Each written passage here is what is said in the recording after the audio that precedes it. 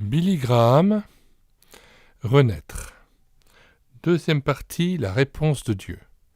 Chapitre 7, l'homme qui est Dieu. Au moment où j'écris ce chapitre, nous sommes à la veille de Noël. Les cartes de vœux affluent chaque jour, remplissant la boîte aux lettres et fascinant les regards. Beaucoup d'entre elles représentent Jésus, parfois sous la forme d'un bébé dans une crèche grossière, parfois comme un berger entouré d'enfants. Le monde est intrigué par l'aspect que devait avoir Jésus. Depuis les vitraux des magnifiques cathédrales de l'Europe jusqu'aux tableaux des écoles du dimanche aux États-Unis, partout nous voyons comment les artistes ont imaginé Jésus.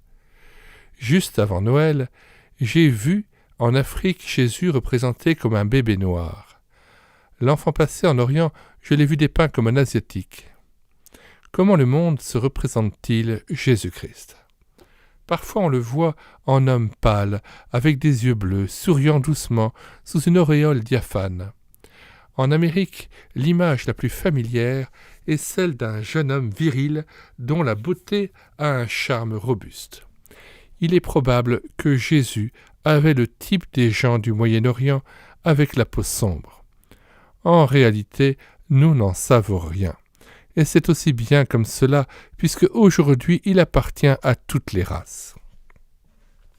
Peu importe comment nous imaginons Jésus, il n'a pas d'autre portrait que celui de la Bible. Elle nous présente l'homme qui est Dieu. L'affirmation que Jésus-Christ est Dieu est le point central de notre foi. C'est le fondement du christianisme. Comme on sait que la meilleure façon de détruire un édifice est de saper ou de faire sauter ses fondations, les hommes se sont toujours efforcés de nier, de railler ou d'ignorer les déclarations du Christ à ce sujet. Sachons que notre espoir de rédemption dépend de la divinité du Christ. Qui est-il ? Jésus l'unique en toutes choses. Nous savons que Jésus a vécu. Il a existé dans l'histoire et il appartient à tous les temps.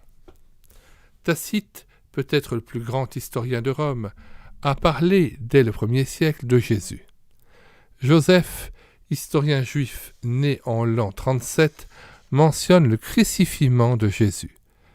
Un savant contemporain a écrit la dernière édition de l'Encyclopédia Britannica a besoin de 20 000 mots pour parler d'une seule personne, Jésus. L'article qui lui est consacré tient beaucoup plus de place que ceux concernant Aristote, Cicéron, Jules César, Bouddha, Confucius, Mahomet ou Napoléon. Rousseau a déclaré « Inventer une vie comme celle du Christ serait un plus grand miracle que de la vivre. » Jésus vécut, enseigna et mourut sur la terre dans une infime portion du Moyen-Orient correspondant à peu près à l'actuel État d'Israël. C'est un fait historique. Son intelligence. Bien des hommes ont atteint aux plus grands honneurs et ont été admirés en raison de leur prouesse intellectuelle. Aucun d'entre eux ne posséda l'intelligence incisive de Jésus. Dans toutes les circonstances, Jésus, malgré sa fatigue et les attaques de ses adversaires, a confondu les plus grands esprits de son temps. Pendant 3 ans, il subit les assauts intellectuels de grands penseurs. Souvent, ils ont tenté de l'embarrasser en lui posant des questions insidieuses. Une fois, alors qu'il enseignait dans le temple, les prêtres et les anciens l'interrogèrent hostilement. Ils lui dirent « Par quelle autorité fais-tu ces choses ? Qui t'a donné cette autorité ?» Matthieu 21, 23. Ils avaient conscience d'être les responsables de l'enseignement religieux, et voilà ce Jésus, charpentier de Nazareth, qui n'était même pas leur élève et se permettait d'enseigner dans leur territoire. Imaginez-vous ce qui se passerait dans une de nos prestigieuses institutions théologiques si tout d'un coup le concierge montait en chaire pour instruire les étudiants. Jésus répondit à la question en interrogeant à son tour « Je vous adresserai aussi une question, et si vous y répondez, « Je vous dirai par quelle autorité je fais ces choses. » Le baptême de Jean, d'où vient-il? D'où venait-il? Du ciel ou des hommes? Or Jean-Baptiste n'avait pas non plus été ordonné par eux, et il avait pressé ses disciples d'obéir à Jésus. Les autorités religieuses étaient ainsi plongées dans la confusion. S'ils répondaient du ciel, Jésus leur dirait « Pourquoi donc ne lui avez-vous pas obéi ?» Et d'autre part, s'ils répondaient des hommes, ils redoutaient de soulever la colère de la foule qui considérait Jean comme un prophète. Ils ont alors simplement répondu « Nous n'en savons rien ». Jésus leur dit « Moi non plus, je ne vous dirai pas par quelle autorité je fais ces choses. » Matthieu 21, 27.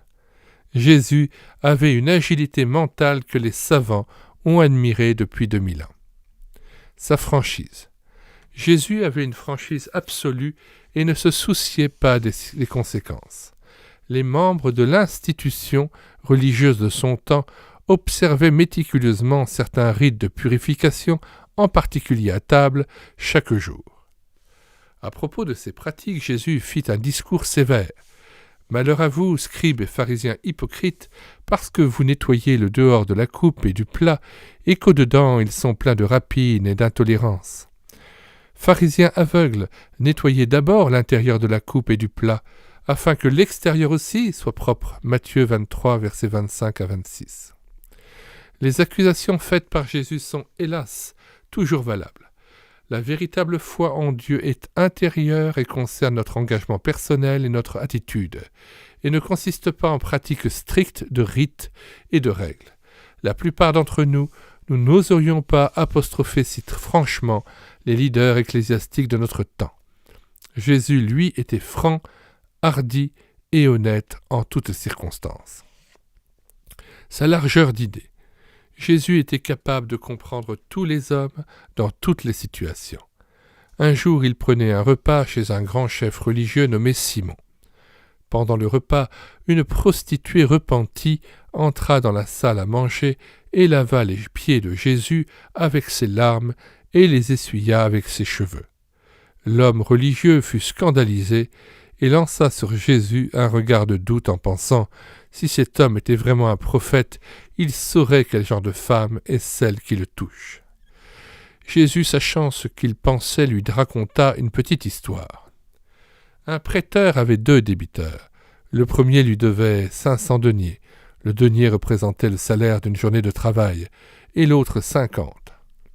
Comme l'un et l'autre étaient insolvables, le créancier leur remit gracieusement leur dette. Lequel des 2 l'aimera le plus? Simon a dû être fort surpris. Quel était le sens de cette histoire? Sans doute haussa-t-il les épaules quand il répondit « Celui, je pense, à qui la dette la plus grande fut remise. » Jésus approuva sa réponse, puis rappela à Simon son oubli des coutumes locales envers un hôte. « Tu ne m'as pas lavé les pieds quand je suis arrivé chez toi, mais cette femme les lave avec ses pleurs et les sèche avec ses cheveux. Tu ne m'as pas donné le baiser de paix. Depuis qu'elle est entrée, cette femme ne cesse d'embrasser mes pieds. » Puis, se tournant vers cette femme, Jésus lui affirma que ses péchés étaient pardonnés. Les autres invités furent étonnés. Qui est cet homme qui pardonne même les péchés? Luc 7. Ainsi Jésus mangea souvent avec l'élite sociale pour défendre ceux que la société excommunie. Son esprit de pardon. Ses adversaires étaient puissants et persévérants. Ils se sont moqués de lui, ont fait des complots contre lui, et ont finalement manipulé la foule pour qu'elle réclame sa mort par crucifiement. Quand il fut cloué sur la croix, sanglant et souffrant au grand soleil, beaucoup se moquaient de lui en disant « Sauve-toi toi-même et descends de la croix » Marc 15, verset 30. Dans ces circonstances effroyables, Jésus montra une qualité qui défie notre compréhension. Il prie à Dieu, son Père, en disant « Père, pardonne-leur, car ils ne savent pas ce qu'ils font. » Luc 23, 34. Qui, parmi les hommes ordinaires, pourrait pardonner à ses bourreaux dans de si brutales circonstances? Son autorité morale. Les portraits de Jésus le représentant terne et effacé ne correspondent pas à ce que l'histoire nous rapporte de sa vigueur et de son autorité morale. À la fin de sa vie, l'établissement politique et religieux, fut unanime pour le supprimer. On envoya des hommes d'armes pour le saisir. Ces rudes gaillards, quand ils furent près de Jésus, s'arrêtèrent, stupéfaits par ses paroles. Ils revinrent sans leur prisonnier. « Pourquoi ne pas l'avoir interpellé ?» demandèrent les chefs. « Jamais personne n'a parlé comme lui, » répondirent les soldats. Ils venaient de vivre une expérience faite déjà par des multitudes avant eux.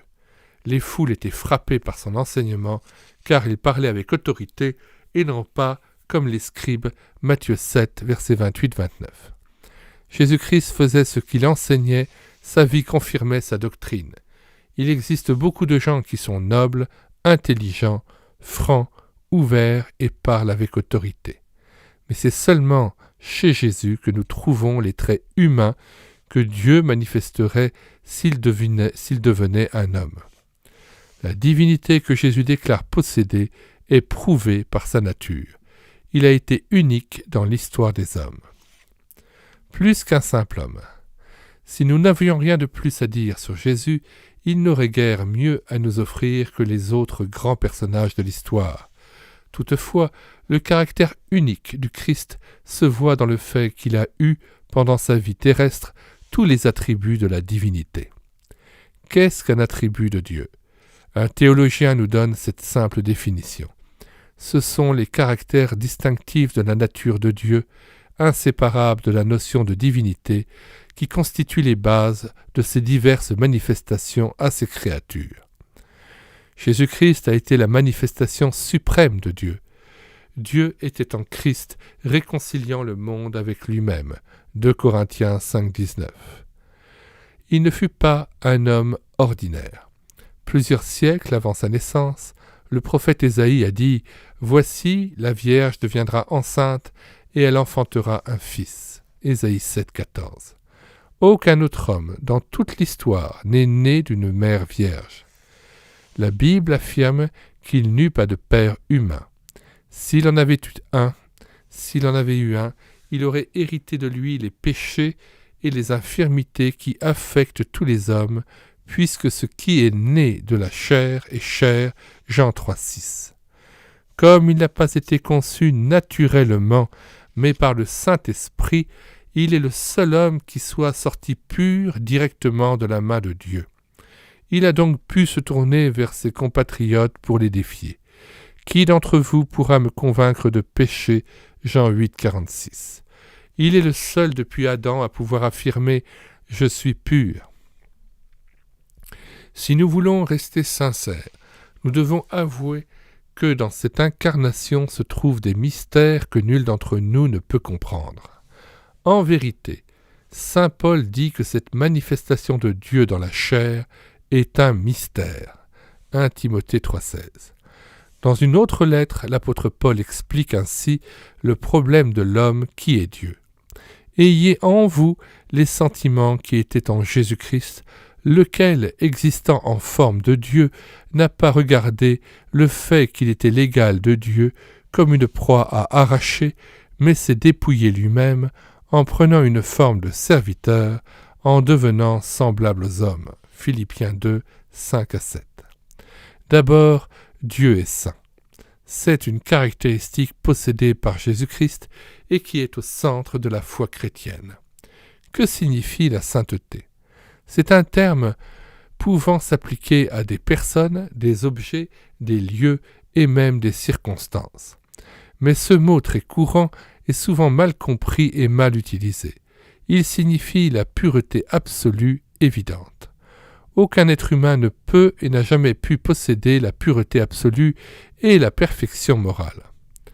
Dans l'Ancien Testament, Dieu est présenté comme étant saint dans toutes ses œuvres, psaume 145, verset 17. Et le prophète Ésaïe, dans sa vision de Dieu, proclame « Saint, saint, saint est l'Éternel des armées » Ésaïe 6, verset 2. Dans le Nouveau Testament, cet attribut unique est possédé par Jésus-Christ, le Saint-Enfant, l'homme sans péché. Ainsi, Jésus-Christ possède une des caractéristiques que Dieu seul possède. Deuxièmement, Dieu est juste. Pour pouvoir préserver sa sainteté, Dieu doit exercer la justice. Comme tout péché est une offense faite à Dieu, le principe de la justice divine est vital pour maintenir l'univers en ordre. Il en est ainsi pour une nation qui doit avoir des lois et des principes juridiques. Mais, alors que les gouvernements humains exercent la justice conformément aux désirs des chefs et des gouvernements, la justice de Dieu est pure et n'est jamais faillible. Jésus-Christ était juste. Pendant son ministère terrestre, il manifesta cette qualité quand il chassa les profiteurs hors du temple à coups de fouet. La Bible le dit fidèle et juste pour pardonner nos péchés. Il est mort pour nos péchés, lui, le juste, pour les injustes. Troisièmement, Dieu est miséricorde. Cette qualité divine se voit en Jésus-Christ tout au long de sa vie. Quand la femme adultère, prise en flagrant délit, fut traînée devant le tribunal et fut condamnée à la lapidation, Jésus défendit sa cause en disant que celui qui est sans péché lui jette la première pierre. Ses accusateurs s'effacèrent l'un après l'autre. Jésus-Christ, manifestant la miséricorde de Dieu, lui dit de partir et de ne plus pécher. À chaque instant, on constate dans la vie de Jésus son amour, sa miséricorde et sa compassion. Lorsqu'il fit un discours dans la synagogue de son village de Nazareth, Jésus cita cette parole d'Ésaïe le prophète. « L'Esprit du Seigneur est sur moi, car il m'a oint pour annoncer une bonne nouvelle aux pauvres. Il m'a envoyé pour guérir ceux qui ont le cœur brisé, pour proclamer aux captifs la délivrance et aux aveugles le recouvrement de la vue, pour renvoyer libres les opprimés et pour publier une année de grâce du Seigneur. » Luc 4, versets 18-19. Quatrièmement, Dieu est amour. Les premiers chants qu'on apprend aux enfants dans les écoles du dimanche, alors qu'ils ne peuvent pas encore reconnaître une mélodie, parlent de l'amour de Dieu. Un enfant peut comprendre l'amour de Dieu, mais cet amour a de telles dimensions que l'adulte ne peut le sonder. L'amour de Dieu est le prolongement et le fruit de sa sainteté, de sa justice et de sa miséricorde. Nous savons que le Dieu saint déteste le péché et ne peut supporter tout contact avec lui. La Bible dit que l'âme qui pêche doit mourir, c'est-à-dire que le péché sépare l'homme de Dieu. Pourtant, le Dieu de miséricorde et d'amour ne peut se résigner à voir périr le pécheur coupable, il désire le sauver et doit en trouver le moyen. Pour satisfaire la justice divine, Dieu substitue Jésus-Christ à l'homme pécheur. C'est là que se dévoile l'amour de Dieu. Dieu a tant aimé le monde qu'il a donné son Fils unique, afin que quiconque croit en lui ne périsse pas, mais qu'il ait la vie éternelle. Jean 3,16. Dieu et Jésus-Christ sont le même. Cinquièmement, Jésus-Christ possède les trois attributs divins de plénitude, sont ceux dont le nom commence par le préfixe latin omni, tous en totalité. Il est omnipotent, le possesseur de toutes les puissances possibles. Le dictionnaire ne reconnaît qu'une personne omnipotente, Dieu. Au cours de son ministère terrestre, Jésus-Christ fit de nombreux miracles. Il ressuscita des morts. Il multiplia quelques pains et quelques poissons pour nourrir des foules. Il guérit des malades incurables et des handicapés. Pourquoi en être surpris? Il a dit « Tout pouvoir m'a été donné dans le ciel et sur la terre » Matthieu 28, 18. Un homme ordinaire n'aurait jamais pu dire cela. Jésus seul peut faire une affirmation pareille. Jésus fut aussi omniscient. Il sait toutes choses. La Bible dit que Jésus connaissait les pensées des gens. Matthieu 9, verset 4. Jésus les connaissait tous. Il savait ce qui était dans l'homme. Jean 2, 24-25. En lui sont cachés tous les trésors de la sagesse et de l'intelligence. Colossiens 3, 2. Connaissez-vous quelqu'un? Y a-t-il eu dans l'histoire une personne sachant toutes choses, capable de connaître sans erreur la pensée des gens? Il faut être le Dieu Tout-Puissant pour tout savoir. Jésus-Christ fut omniscient.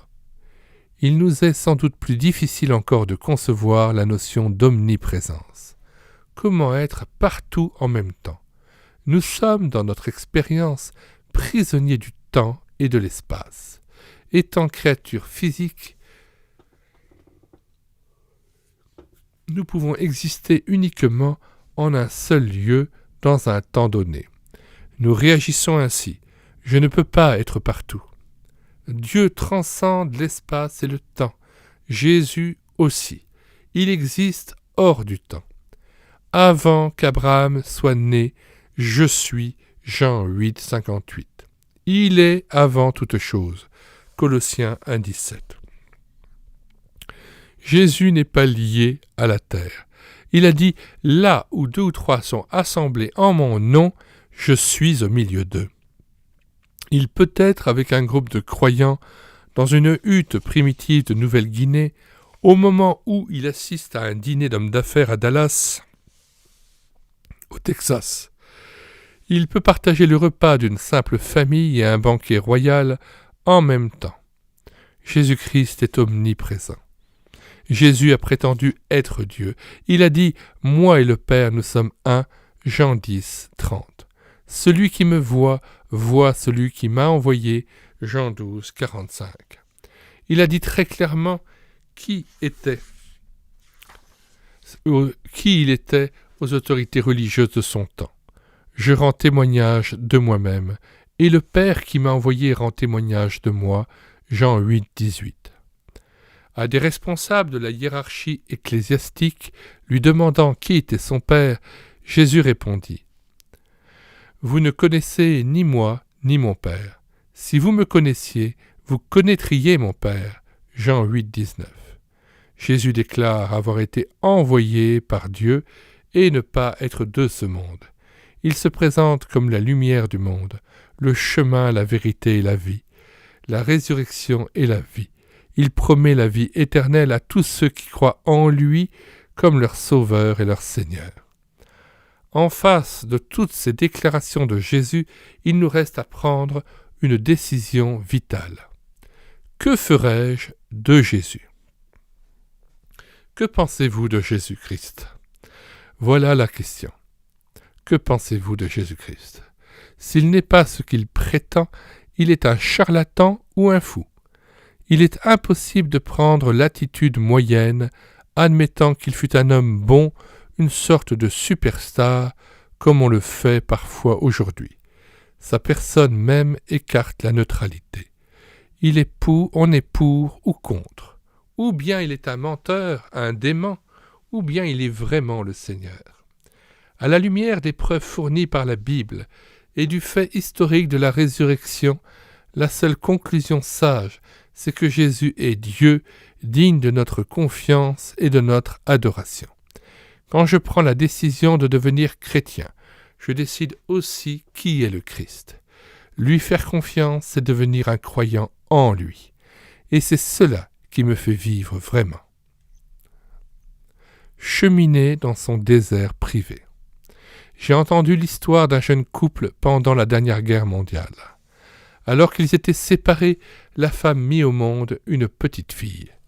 Les années passèrent et la mère avait sur sa table une grande photographie de son mari pour que l'enfant puisse connaître son père. La petite fille apprit à dire « papa » en regardant la photo, si bien que la notion de père fut liée pour elle au portrait sur la table. Le jour vint enfin où le père revint de la guerre. Toute sa famille se rassembla pour voir les réactions de la fillette quand elle verrait son père pour la première fois. Imaginez leur déception quand elle refusa de lui accorder la moindre attention. Elle courut vers la photo sur la table et dit « Il est là, papa !» Jour après jour, le père tenta de conquérir l'amour de sa petite fille, lui disant qu'il était vraiment son papa. Mais toutes ces tentatives échouèrent au grand chagrin de tous. Et chaque fois, elle s'échappait pour aller regarder le portrait sur la table en disant « Papa, il est là !» Cette tragédie qui torturait le jeune père et toute la famille dura longtemps. Un jour pourtant, la petite fille, après avoir longuement regardé la photo, vint vers son père pour l'examiner avec soin. Puis elle retourna vers la photo. Tout le monde retenait son souffle. Tout à coup, le visage de l'enfant s'éclaira et elle dit, très excitée par sa découverte, « Mais c'est le même papa !» C.S. Lewis décrit ainsi son expérience. « Imaginez-moi, tout seul, dans ma chambre d'étudiant, soir après soir, sentant chaque fois que ma pensée s'écartait même, pour une seconde de mon travail, l'approche implacable et régulière de celui que je ne voulais à aucun prix rencontrer. Ce que j'avais tellement redouté m'arrivait finalement. Vers le temps de la Trinité, j'ai dû capituler et admettre que Dieu est Dieu. Je me suis mis à genoux et j'ai prié. J'étais, ce soir-là, sans doute le converti le plus récalcitrant et le plus affligé de toute l'Angleterre. Je ne voyais pas à ce moment-là ce qui est aujourd'hui, pour moi, la réalité la plus lumineuse. L'humilité divine qui accepte de recevoir un converti, même à ces conditions-là. L'enfant prodigue, lui, est au moins rentré chez lui sur ses jambes, mais comment célébrer assez l'amour qui ouvre tout grand le portail pour accueillir un prodigue qu'on ramène traînant les pieds, se débattant, furieux et regardant de tous côtés pour trouver un moyen de s'enfuir. Les paroles « compelle intrare » compellé intrare, contraint d'entrer, ont été tellement utilisées abusivement par les méchants qu'elles nous répugnent. Mais bien comprises, elles permettent de mesurer la profondeur de la miséricorde de Dieu. La dureté de Dieu est plus tendre que la douceur des hommes, et ses contraintes sont notre libération. C.S. Lewis, Surprised by Joy. New York, 1955, page 228. Je répète, la dureté de Dieu est plus tendre que la douceur des hommes, et ses contraintes sont notre libération. Un certain professeur m'a dit que pendant plus de 40 ans de vie universitaire, jamais personne sur le campus ne lui a demandé « Êtes-vous un chrétien ?» Pendant ses études, il avait lu des livres qui expliquaient comment les miracles du Christ sont des supercheries. Il se croyait bien renseigné sur la question et très sûr de ses idées. Mais, tout en niant la divinité de Jésus-Christ, il avait conservé une croyance très vague en Dieu. Pratiquement, raconte-t-il, j'avais choisi de ne pas m'occuper de ces problèmes après mes études. Je me suis avancé dans une sorte de désert personnel. J'ai tenté de satisfaire ma soif intérieure en lisant et en étudiant des livres de science ou de littérature. Mon opinion s'affermissait en ce qui concerne le Christ. Il n'était qu'un prophète de plus. Un jour, un de ses étudiants pénétra dans le désert privé de ce professeur, pour l'inviter à une conférence sur la divinité de Jésus-Christ. Le dit professeur a raconté plus tard. Alors je fus confronté avec l'aspect positif de cette question pour la première fois depuis mon enfance. Je ne pensais pas que mon opinion arrêtée sur la divinité du Christ puisse jamais changer. Pendant la conférence, ce soir-là, j'étais partagé entre le scepticisme et l'espoir, car j'admets avoir secrètement souhaité être convaincu. L'orateur en était encore à la première moitié de sa causerie quand je vis la vérité de la divinité du Christ. Une opinion professée pendant une longue vie s'effondra. Jésus était autre chose qu'un sage rabbi parmi d'autres. Ma volte-face fut très simple. Je suis d'accord, c'est simple, Jésus est Dieu. De l'acceptation de ce fait dépend notre vie terrestre et notre destinée éternelle.